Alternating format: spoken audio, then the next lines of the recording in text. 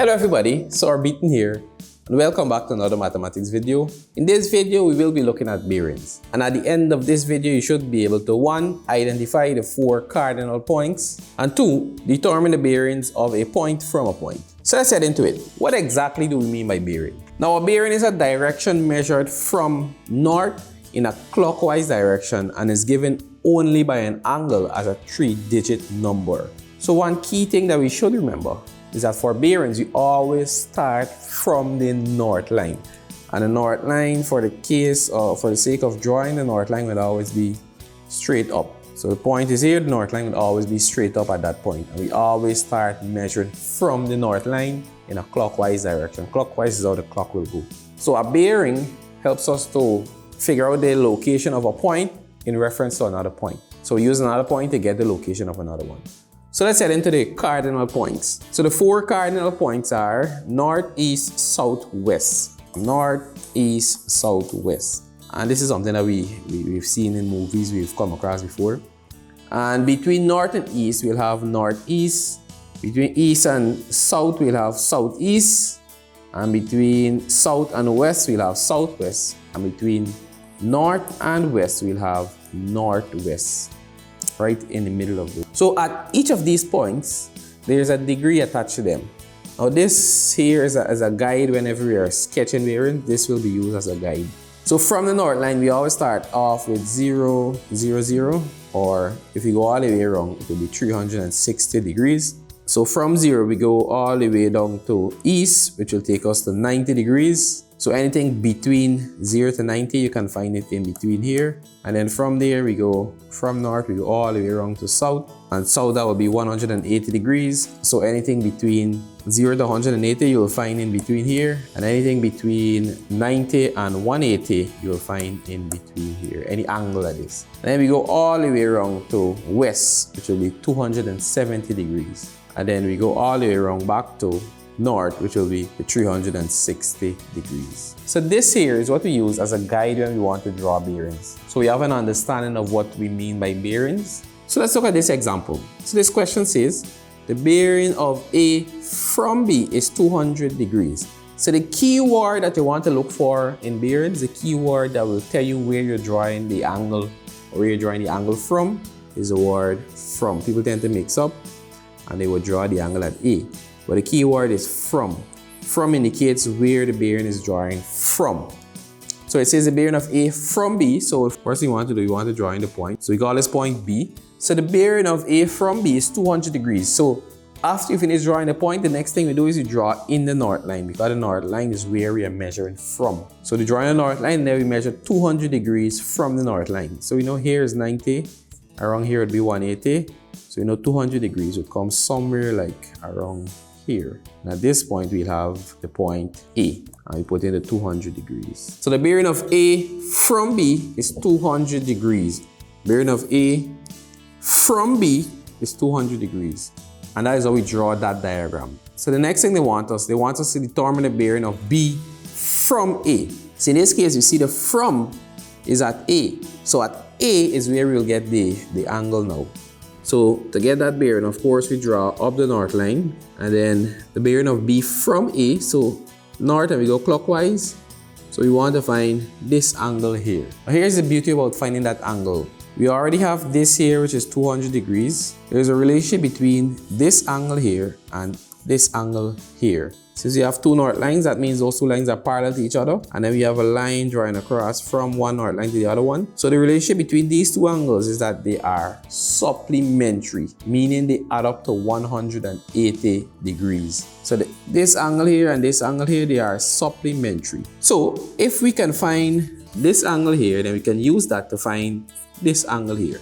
And that would answer the question. So if we know here is 200 degrees, we know this piece would be, this will complete the circle, we'll have 360 subtract 200 degrees, and hence this will give us 160 degrees. So if there is 160 degrees, then we know, since they are supplementary, we know this angle would be 180 subtract 160 degrees. Hence this will give us 20 degrees. So therefore we can say the bearing of B from A is 20 degrees. So we use a 3 digits, so 0, 2, 0 degrees or 20 degrees. And that is how we answer this question. So let's look at another one, of course. This one says, the bearing of P from Q is 120 degrees. Determine the bearing of Q from P. So we need to draw this piece of information. So it says the bearing of P from Q. So since we are coming from Q, we'll draw in a point Q. And next thing we draw up the north line. So they said the bearing from Q is 120. So you know here is 90, 120 would be right somewhere here. And this will take us to this point, which would be P. So we put in the north, and this will be 120 degrees. So we put in the north line, this is the north line, so here would be 120 degrees. So the next question says, determine the bearing of Q from P. So we're coming from P now, so we draw up the north line, and we're going from P. From the north line at P, we go all the way around here. So this is the bearing that we want to find. So before we can find for the bearing, we can use this angle and this angle, the relationship between them, to find the missing angle. So we can say this piece here would be equal to, so we know they're supplementary, so it will be 180 subtract 120, which will give us 60 degrees. So here to here would be 60 degrees, but that's not the one we're concerned with. We're concerned with this outer piece. So we know the outer piece will complete the circle. So we know this bearing would be 360, since it will complete the circle, subtract 60. And this will give us 300 degrees. So you can say, therefore, the bearing of Q from P is 300 degrees. And that is the answer there. So let's look at another one. This one says, the bearing of H from K is 60 degrees. Determine the bearing of K from H. So you can probably pause this one and try to work it on your own before I do it. So the bearing of H from K, so the keyword there is from K, so we're coming from K. So we draw in a point and we draw up the north line.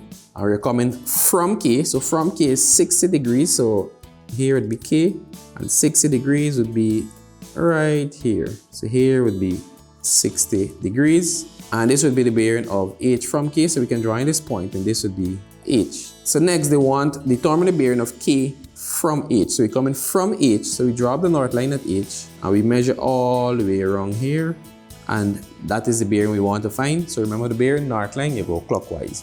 So we can find this angle here, and then we'll use that to find for the bearing. So we know here is 60, so we know these two angles are supplementary. So this angle here would be 180 subtract 60, which will give us 120 degrees. So the angle here would be 120 degrees. So to find the bearing now, we know around here will complete the circle, which is 360. So we'll say 360 subtract 120 would give us the bearing, which will be 240 degrees. So therefore we can say the bearing of K from H is 240 degrees. So we know 240 degrees. And that is how you find for the bearing for this question.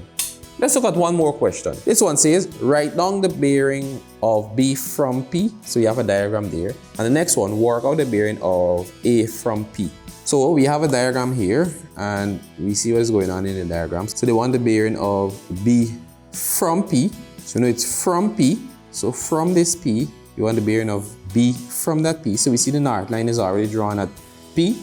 And we see it goes 120 degrees. So here would be 120 degrees. The next one, work out the bearing of A from P. So they want the bearing of A from P. So we need to find, we already have the north line, so we need to find this bearings here, all the way around here. So we see we already have the 120, and we already have this piece to be 90. We know 120 plus 90 will give us 210. We know 210 would be this from here to here. So we know the remaining would be this piece here. So to find that remaining piece, we can say 360 subtract 210. And 360 subtract 210, that will give us 150 degrees. So this remaining piece, this piece here would be 150 degrees. So we know the total bearing now would be 120 plus 150, which would be 270 degrees. So to answer this question, we can say it's 270 degrees. That is the bearing. We had to find this piece here, and then we just add it to the one we already know, which is the 120. That is how we answer that question. So with that, this has brought me to the end of this video. I trust that you have a good understanding of the introduction of bearing. Remember, the key thing is bearings, you start from the north line and you go clockwise. And the key word to look for is from. So of course, I must leave these 2 questions for you to practice, for you to sketch, practice sketching. And as long as you can sketch these here, you're good to go with bearings. So remember, keep practicing and I'll see you in the next video.